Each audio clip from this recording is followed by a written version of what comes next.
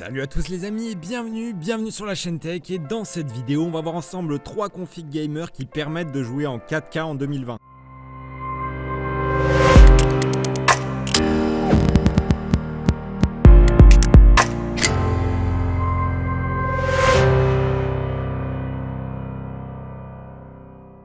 Donc les amis, pour cette vidéo, je vous ai préparé 3 configs gamer qui vont vous permettre de faire tourner des jeux en 4K en 2020. Alors on aura dans un premier temps une première config gamer à 800€ qui sera plutôt pour des petits jeux pas trop gourmands, donc par exemple du Fortnite ou du Valorant. Pour la deuxième config, on sera sur un budget de 1000€ et là on va step up un peu la carte graphique pour pouvoir faire tourner des jeux un petit peu plus gourmands, comme par exemple du GTA V. Et pour finir, pour la dernière config, on sera sur un budget de 1600€ et là ce sera vraiment pour des gros jeux, donc pour du Assassin's Creed ou du Warzone par exemple. Donc les amis, avant de passer à la première config, je vous invite évidemment à liker la vidéo et à vous abonner à la chaîne. Alors pour la config à 800€, on sera sur une base AMD Nvidia, donc avec le processeur AMD Ryzen 3600 et une carte graphique Nvidia GTX 1660 Ti. Alors si vous ne connaissez pas la 1660 Ti, et ben c'est en quelque sorte la suite de la GTX 1060 qui était déjà sortie il y a quelques années, on va pas se le cacher. Mais en matière de performance, cette GTX 1660 Ti, elle est un petit peu en dessous de la RTX 2060, mais par contre elle ne supporte pas le ray tracing. Pour la carte mère, j'ai choisi une Gigabyte B450 Aorus, qui est une carte mère assez stylée, assez fonctionnelle et pas trop chère. Et j'ai choisi également de mettre 16 Go de RAM en DDR4 à 3200 MHz.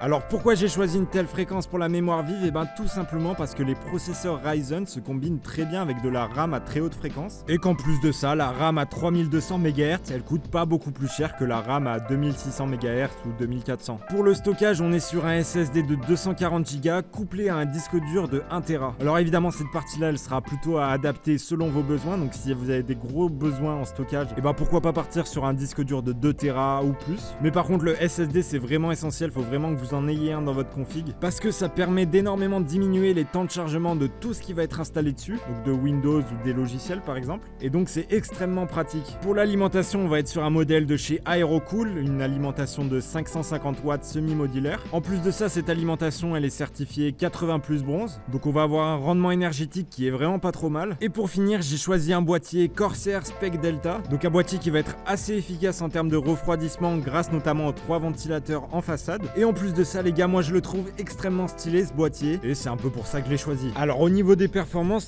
c'est correct. Sur les jeux qui sont bien optimisés, on va pouvoir obtenir un framerate qui est pas trop mal, donc Battlefield 5 par exemple arrive à tourner à 35 fps en moyenne en ultra, et en mode solo, puisque le mode multijoueur a tendance à consommer un peu plus. Par contre sur les jeux qui sont un peu plus gourmands, donc par exemple The Division 2, et ben là le framerate il va bien chuter, puisque le jeu tourne à en moyenne 20 fps en ultra. Alors je pense avoir tout dit sur ce premier PC gamer, et donc on va passer au second PC gamer qui coûte cette fois-ci 1000€ et qui va avoir beaucoup de similitudes avec le premier. Donc on va une nouvelle fois retrouver le Ryzen 3600 qui va être placé sur la même carte mère Gigabyte B450 Aorus, accompagné des mêmes 16 Go de RAM en DDR4 à 3200 MHz. En revanche, pour la carte graphique, on a cette fois-ci une Nvidia RTX 2070 qui est un modèle de la dernière génération de cartes Nvidia, donc les cartes 2000 quelque chose. Et forcément, qui dit meilleure carte graphique dit forcément meilleure performance en 4K. Donc là par exemple, on va pouvoir atteindre les 60 fps sur GTA 5 en 4K en ultra, et on va également presque pouvoir atteindre le même niveau de fluidité sur Far Cry 5, puisque le jeu d'Ubisoft arrive à tourner à une moyenne de 50 fps en ultra. En revanche, sur Assassin's Creed Odyssey, vous pourrez jouer max à 30 fps en ultra, ce qui reste tout à fait jouable, on va pas se le cacher. Pour le reste de la config, on va également avoir un SSD de 240 Go